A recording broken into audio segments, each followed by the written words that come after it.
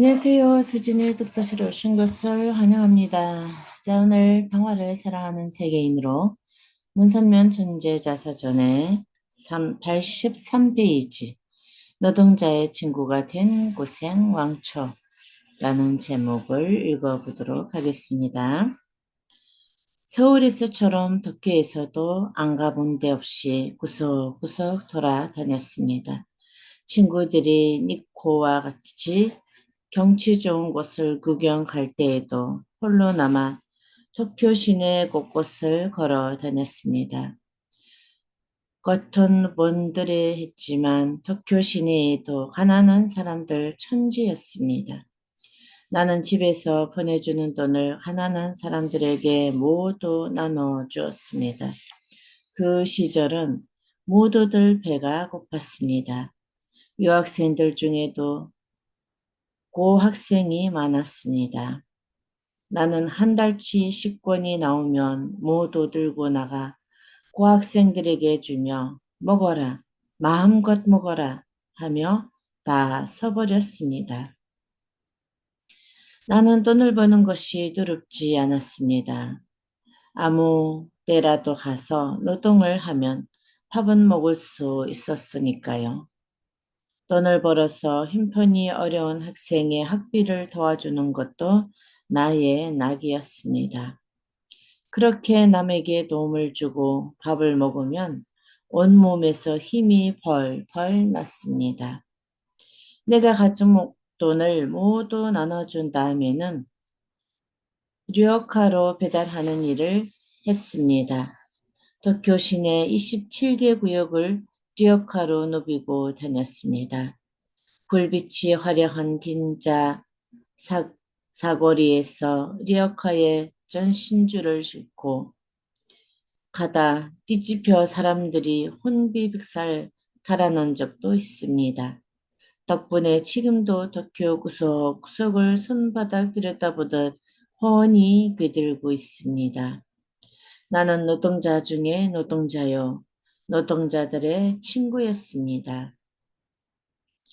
땀내와 지린내가 진동하는 것처럼 나 또한 노동판에 나가 진땀을 흘리며 일했습니다.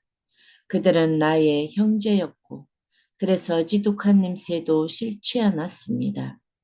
새까만 이가 열을 쥐어 기어가는 더러운 담요도 그들과 함께 덮었습니다.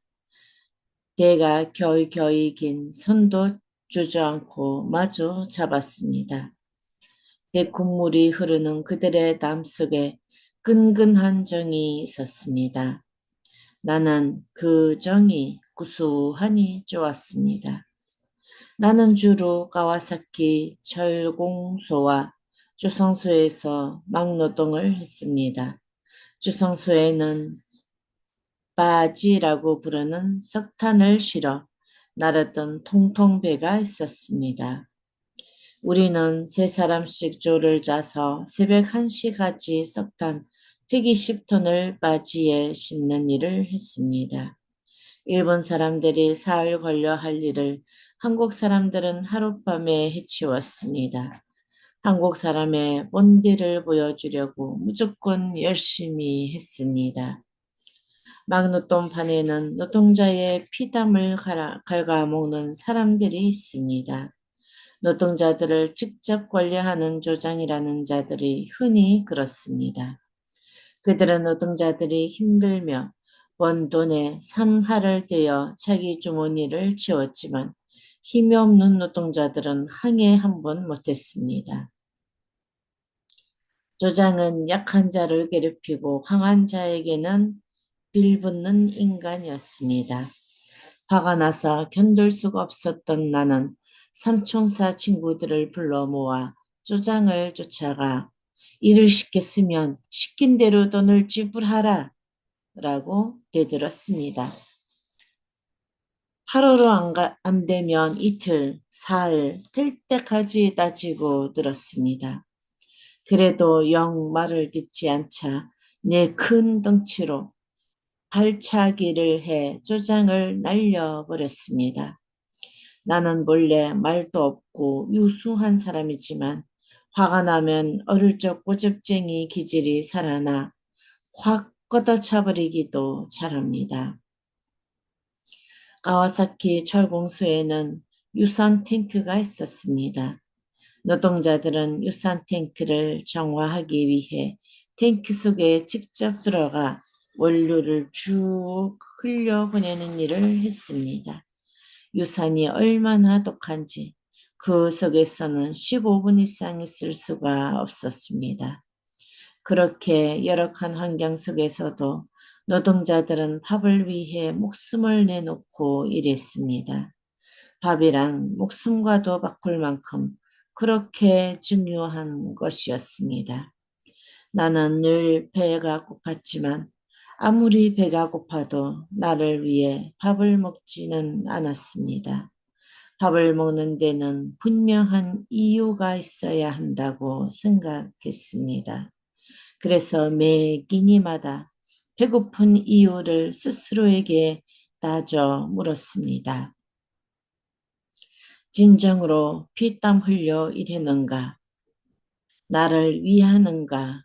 공적인 일을 위하는가? 하고 물었습니다.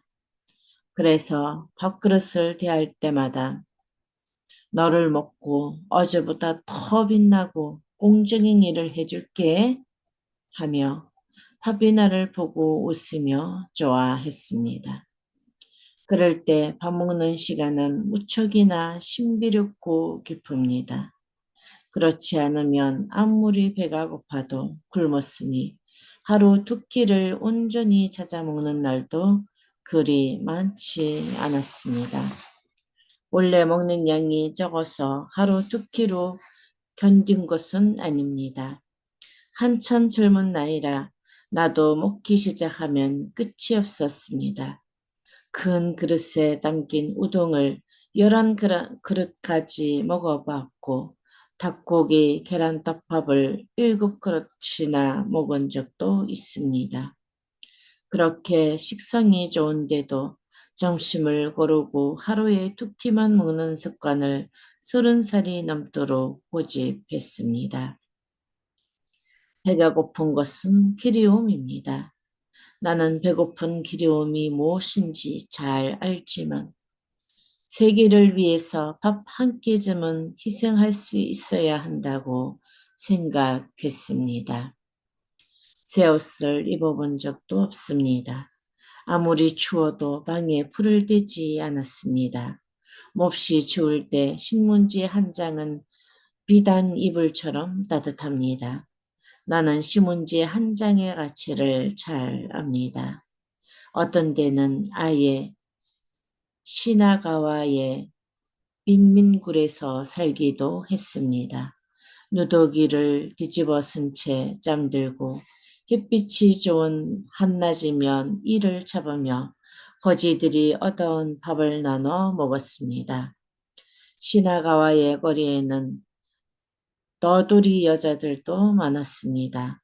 한 명 한 명 사연을 들어주다 보니 술 한 모금 마시지 못하는 내가 어느새 그들의 둘도 없는 친구가 되어 버렸습니다. 술을 마셔야 본심을 털어놓는다는 것은 공연한 핑계입니다.